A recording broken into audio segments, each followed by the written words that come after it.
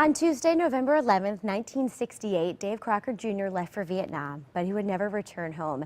He died the next year in combat. Today, 46 years later, his story lives on. In her compelling memoir, Those Who Remain, Remembrance and Reunion After War, Ruth Crocker talks about her journey following the heartbreaking loss of her husband and, by chance, meeting 35 years later the men who were with him when he was killed. Ruth has a PhD in nutrition and human development and has been writing nonfiction for her entire career. It was her son who encouraged her to tell her story, and we're so happy you're here today doing it, Ruth. Welcome to the show. Thank you. Tell us about your husband. Well, we met, actually he was at West Point, but we met at the Coast Guard Academy on a blind date. Blind dates are very underrated. So. And when was it that you got married? We were married the day after his graduation from West Point, June 9th, 1966. And how old were you? How old were you both when you went to Vietnam?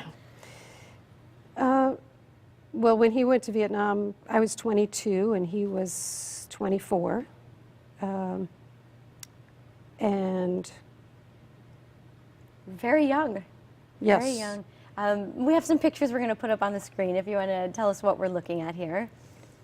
That's Dave's graduation photo from West Point. And that's a picture that was taken during that around the time that we met, actually, in 1965 at West Point. And there he is in action? That's in Vietnam, actually. All right. So what happened? What were you told when your husband was killed? Well, it was sort of I guess, what you might call the typical notification where a couple of people come to your house and bring a telegram, but because Dave was a captain, there was a major and a sergeant who came and notified me. Wow, awful. Probably the worst day. How did you deal with your grief? Well, I think there's no one way to deal with grief. In my case, I was very distraught and wanted to do something to sort of take control over the situation, as uncontrollable as it was. So I finally decided that I would have him cremated and that I would bury all of our letters and my wedding dress and his uniforms and a few other pieces of memorabilia. And then his sister and I took his ashes to the Eiger in Switzerland because he was a mountain climber. He really wanted to. So you went up the mountain? Well, we climbed up to the base of the North Face. That's about 10,000 feet just to the base. And then we found a wonderful spot, you know, that was sort of sunlit and with the Eiger behind. And did that bring you a little bit of peace?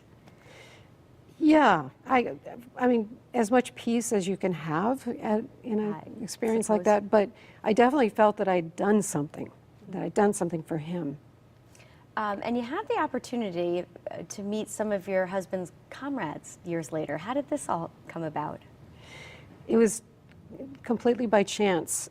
His brother had been just typing in his name on the internet back in 2005, and he came up with all these tributes to his brother. You know, people saying, if it wasn't for Dave Crocker, I never would have gotten back from Vietnam. And there was a tribute from a guy who had been vice president of USAA, who said he had learned leadership from Dave Crocker, and 45 years later, he still felt that, you know, he was a very important person in his life.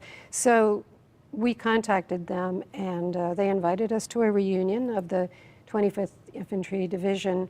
And I was, you know, it was the first time I had met any people that had served with him. And I had never met another widow to that point either. And so we went, but it was fantastic. They embraced us like we were long-lost family. It was wonderful. That's wonderful. That's great. And then at what point did you decide to write the memoir? Well, I was working on the story a little bit up before 2006, and my son, who is this wonderful, he's not the son of Dave, he's from my second marriage, but he knew the whole story, and Dave's parents had been like grandparents to him. So Noah was always telling me, Mom, you have to write this story. So I worked on it.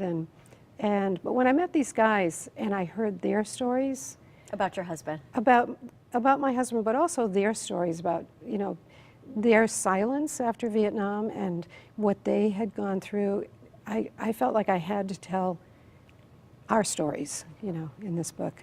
Ruth, were you able to get the letters back that you buried? Well, not exactly. I never intended to dig them up, but as time went by and the guys were, when I told them the story, they were very touched because Dave had written to the Alps on the side of his track in Vietnam. And they were happy that he had gotten to the Alps. And then when I told them about the letters, they said, you have to dig them up. What did he say about us in those letters? So. And you did, and that happened on Halloween, which kind of was an odd sequence of events. It just happened by chance because my son is an actor and he has a really crazy schedule. So finally, he told me, Mom, I can be home during this time period. It just happened to be Halloween and All Saints Day. And so. Very good. Well, the name of the book again is Those Who've Remained, Remembrance and Reunion After War. Where can we find it, Ruth? It's available on Amazon, Barnes & Noble, my website. Which is? RuthCrocker.com. Very good. We'll look for it there. Ruth, thank you so much for being here and sharing your story. Thank you.